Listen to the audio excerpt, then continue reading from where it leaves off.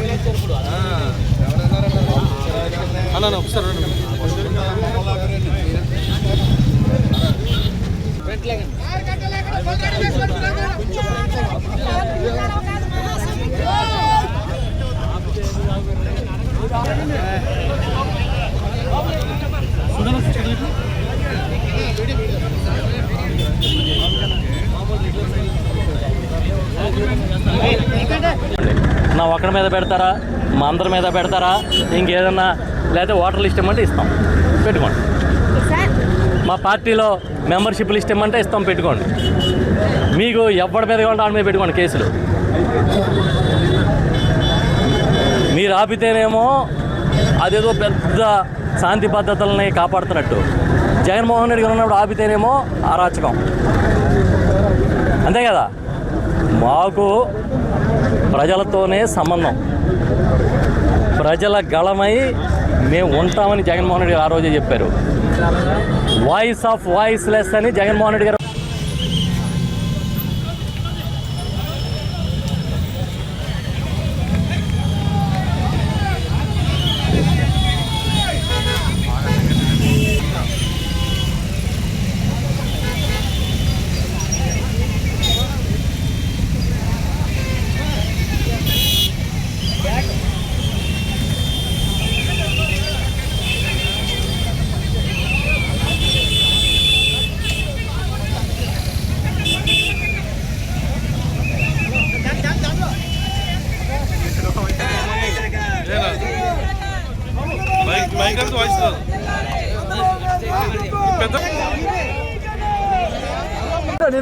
ఈరోజు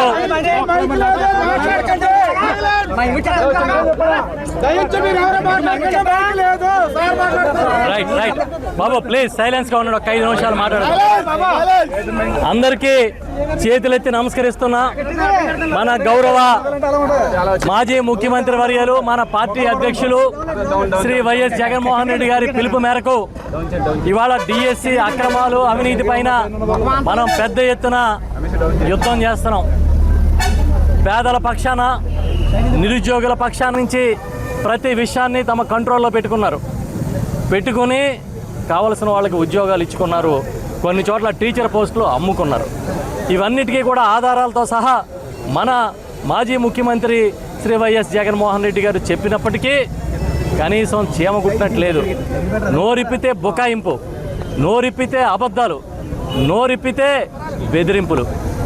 కేసులు పెడతాం, మీరు డిఎస్సి గురించి మాట్లాడితే లోపలేస్తాం అని తండ్రి కొడుకు పెద్ద ఎత్తున ప్రగల్భాలు పలుకుతూ ఉన్నారు.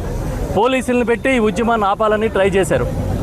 మేము అడుగుతున్నాం, నిజంగా డిఎస్సిలో అక్రమాలు జరగకపోతే మీరు సిబిఐకి విచారణకి ఇచ్చి మీరేంటో పునీతులా, లేకపోతే మీరు పెద్ద గొప్ప చెప్పలేదని చెప్తారు.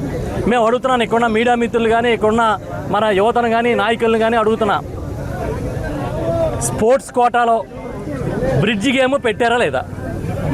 బ్రిడ్జ్ గేమ్ అంటే ఏంటి? ప్యాకాట. మీరు ఇంటర్నెట్లోకి వెళ్ళి కొట్టండి. బ్రిడ్జ్ గేమ్ అంటే ఏంటంటే ప్యాకాట రాకపోతే నన్ను అడగండి.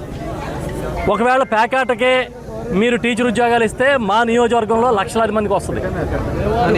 ఎందుకంటే సంక్రాంతికో పండక్కో ప్యాకెడతారు పాపం అందరూ. మీరేమో జూడో అసోసియేషన్ అంట. ఈ జూడో అసోసియేషన్కి ప్రెసిడెంట్ ఎవడు? నారా లోకేష్ గారి తోడల్లుడు, గీతం కాలేజీ ఓనరు, ఎంపీ గారు, విశాఖపట్నం ఎంపీ గారు. ఈయన పలానా ఆయన జూడో ఆడాడు అని మా నురుకుత్తి రామకృష్ణ గారు, మా ఎంపీపీ గారు కానీ తెచ్చుకున్నాను అనుకోండి సర్టిఫికెట్, అంతే ఈయన అయిపోతాడు టీచర్. మేము చేసాం, ప్రజల పక్షాన ఉన్నాం. మీరు కేసులు పెడతారా? పెట్టుకోండి. మీరు చర్యలు తీసుకుంటారా? తీసుకోండి. ఎందుకంటే మేము తప్పు చేయట్లే. మేము ప్రజల గళాన్ని వినిపిస్తున్నాం ప్రతిపక్ష పార్టీగా. మేము ఇవాళ ప్రతిపక్ష పార్టీగా జరిగిన తప్పును ఎండగడుతున్నాం. దానికి మీరు కేసులు పెడతారంటే పెట్టండి.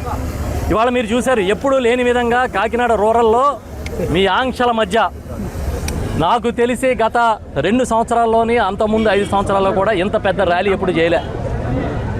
తూరంగి డీమార్ట్ దగ్గర నుంచి కరప పిహెచ్సి వరకు, మా వైఎస్ఆర్ విగ్రహం వరకు ర్యాలీ చేశాం. మా నాయకులు, కార్యకర్తలు పెద్ద ఎత్తున పాల్గొన్నారు, నిరసన తెలియజేశారు. లోకేష్ గారు మీరు రాజీనామా చేయాల్సిందే అని నినదించారు. మీరు దీన్ని సిబిఐ విచారణకు ఇవ్వాల్సిందే అని నినదించారు. ఇప్పటికైనా మీరు తర్వాత ఓటీపీ వస్తుంది, ఆ ఓటీపీ ఇవ్వాలి. కౌలు రైతు అనుకో, ఆ కౌలుకి భూమి ఇచ్చిన ఆయన దగ్గరికి, యజమాని దగ్గరికి వెళ్ళాలి. బాబు నీ కాలు మోక్తా, నా ఓటీపీ చెప్పని అడగాలి. ఆయన బెంగళూరులోనో, హైదరాబాద్లోనో, అమెరికాలోనో ఉద్యోగం చేసుకుంటూ ఉంటాడు. ఆయన పంపుతాడో లేదో తెలియదు. ఈ లోపల చేను ఎండిపోతుందో పండుతుందో తెలియదు. ఇదొక కథ. ఏది? యూరియా కథ. జగన్మోహన్ రెడ్డి గారు ఉండగా నేను ఆ రోజు వ్యవసాయ శాఖ మంత్రిని. ఉచిత పంటల బీమా పథకాన్ని అమలు చేశారు. ఈ క్రాప్ చేస్తే చాలు బీమా అమలు చేసి ఇదే కరప మండలంలో 29,500 రూపాయలు ఎకరానికి పంటల బీమా ఇచ్చాం. పంటలు పోతే ఇవాళ మీరేమంటున్నారు? ప్రీమియం కట్టాలి. పోనీ కట్టారు గత సంవత్సరం. ఎవరికైనా ఒక్కడికైనా బీమా వచ్చిందా? ఇప్పుడంట ఆగస్టు 15 డెడ్ లైన్ అంట. ఈ ఆగస్టు 15 లోపు ప్రీమియం కట్టేయమని ముందులో లోకేష్ గారు ఎక్కడ గెలిచాడు చెప్పమనండి. గెలిచాడా? ఓడాడా? మరి ఎన్ని తవ్వి తీసుకున్నాం అనుకోండి, చాలా వస్తాయి బయటికి. 2 సీట్లు వచ్చిన బీజేపీ 15 ఏళ్ళ నుంచి కేంద్రంలో ప్రభుత్వాన్ని నడుపుతుంది. మీరు సీట్లు, ఓట్లు లెక్కలేయకండి. జనం ఇవాళ మిమ్మల్ని రోడ్డు మీదకి వస్తే నిలదీసే పరిస్థితికి తెచ్చుకున్నారు. ఒక్క రేషన్ కార్డు ఇచ్చారా కొత్తగా? ఒక్క పెన్షన్ ఇచ్చారా? చెప్పమని అడుగుతున్నాం. దమ్ముంటే చెప్పండి. ఒక హౌసింగ్ లోన్ ఇచ్చారా? ఒక ఇంటి స్థలం ఇచ్చారా? ఒక వికలాంగుడికి ఒక వీల్ చైర్ ఇచ్చారా? నిరుద్యోగ భృతి ఇచ్చారా? 3,000 ఇస్తానన్నారు కదా. నీకు 15,000, నీకు 15,000 అని పిలిచి చెప్పారు కదా. మాట్లాడుతున్నాం, ఏం చేస్తున్నాం? ఉందాతనం ఎలాగలేదు మీకు. గొడ్డల పార్టీ అంటాడు ఆయన. మీరు గొడ్డల పార్టీ అంటే మేము వెన్నుపోటు పార్టీ అనలేమా? మీరు యూజ్ అండ్ త్రో పార్టీ అనలేమా? ఎందుకు హుందాగా ఉండండి రాజకీయాల్లో. మీకు ధైర్యం ఉంటే ఇవాళ ప్రజాగ్రహం చూశారు డిఎస్సీ మీద రాష్ట్ర వ్యాప్తంగా జగన్మోహన్ రెడ్డి గారు పిలిపిస్తే లక్షలాది మంది రోడ్ల మీదకి వచ్చారు.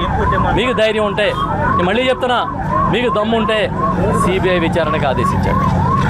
మొన్న దేవరపల్లి వచ్చారు జగన్మోహన్ రెడ్డి గారు, చూసారా జనం ఎలా వచ్చారో, ప్రపంచం అలాగా వచ్చారు. శ్రీకాకుళం వెళ్ళారు సీదిల అప్పలరాజు గారిని అక్రమ అరెస్ట్ చేస్తే పరామర్శ చేయడానికి. 122 కిలోమీటర్ల విశాఖపట్నం ఎయిర్పోర్ట్ నుంచి జైలు దాకా ఇసుకేస్తే రాళ్ళనంత జనం ఉన్నారు. చూసారా మీరు? ఒక టీవీలో చెప్తున్నాడు ఆయన.